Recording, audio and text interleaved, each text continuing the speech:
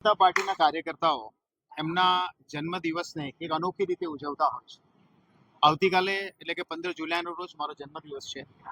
પણ કાલે અને આજે એટલા બધા પ્રોગ્રામ હોવાને કારણે થોડા પ્રોગ્રામો અમે આજે 14 તારીખે લઈ લીધા.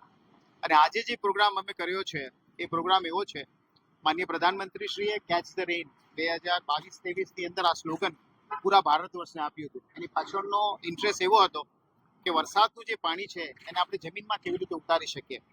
અને જ્યારે માનનીય કેન્દ્રીય મંત્રી જે આપણા સુરતના જ છે સી.આર. પાટીલ સાહેબે જ્યારે જળશક્તિ મંત્રાલયનો ચાર્જ લીધો ત્યારથી એક વર્ષના સમયની અંદર 32 લાખ જેટલા પ્રકલ્પો વોટર રિચાર્જિંગના એક સાથે પૂરા ભારત વર્ષમાં કર્યા છે.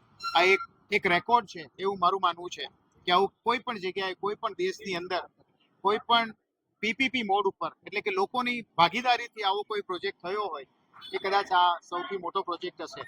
અને આ જ પ્રોજેક્ટને વધુ મહત્વ મળે એ આશયથી આજે 651 જેટલી છત્રીઓ અમે સિવિલ હોસ્પિટલના ડોક્ટર્સો, નર્સો અને ચોથા વર્ગના કર્મચારીઓને આપી છે, જેના થકી અમે એવું માનીએ છીએ કે એક પ્રચાર પ્રસારનું કામ થશે.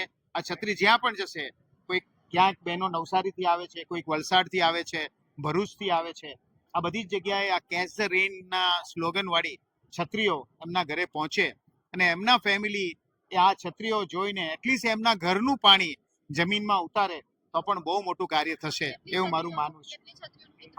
651 જેટલી છત્રીઓનું વિતરણ કર્યું છે અને હજુ પણ જેટલી જરૂર જણાશે એ છત્રીઓ અમે પ્રોવાઈડ કરતા રહીશું અને આ જ રીતે આગળના કાર્યક્રમો અમે કરીશું.